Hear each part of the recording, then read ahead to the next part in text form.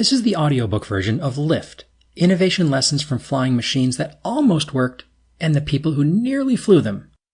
I'm Dan Ward, the author of Lift and narrator of this audiobook.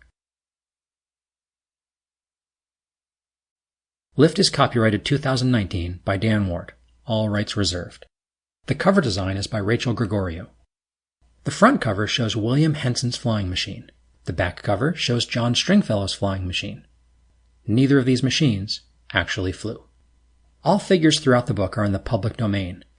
You can download a full set of the illustrations at thedanward.com/lift. Epigraph. He's dreamed of flying in the air ever since the first time he tried and found he couldn't. The Airborne Symphony, Mark Blitzstein, 1946. Dedication. This book is dedicated to my friends on Team Toolkit. Jen Choi, Rachel Gregorio, Eileen Laughlin, Stephanie Medeke, Melanie Shear, Kaylee White, Niall White, and Jessica Yu. Thanks for the inspiration and the lift.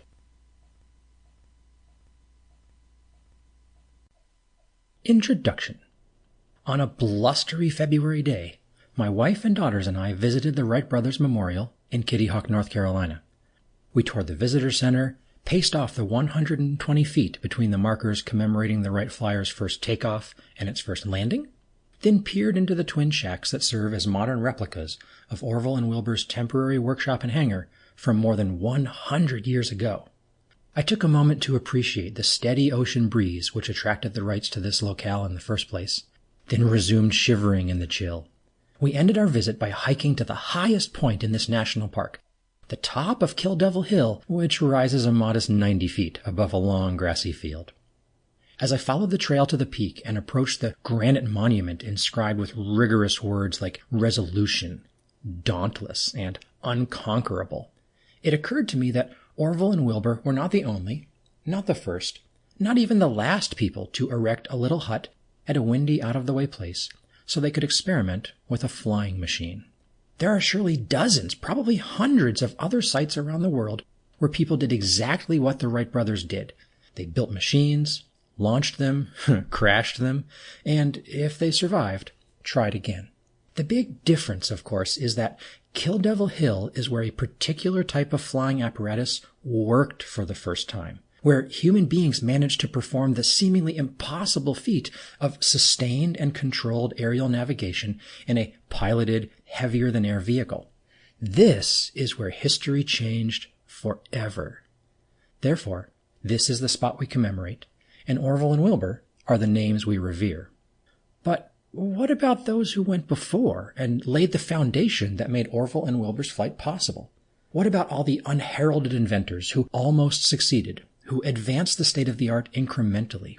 And what about those who failed to achieve repeatable, survivable, sustained, controlled, powered, full-scaled, manned flight, but nevertheless solved portions of the problem, who made it into the sky in a limited fashion, and whose accomplishments thus do not garner as much attention as the Wrights? Orville and Wilbur were standing on the shoulders of these bold experimenters. Much of the brothers' success depended on things they learned from their less successful predecessors. Which brings us to you and me. What might we learn from Orville and Wilbur's teachers?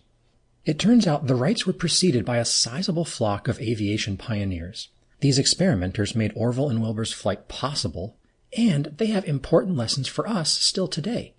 Now, the frontiers we face in the 21st century may be new, cyber or biotech, but they have a lot in common with every other frontier humanity has ever encountered.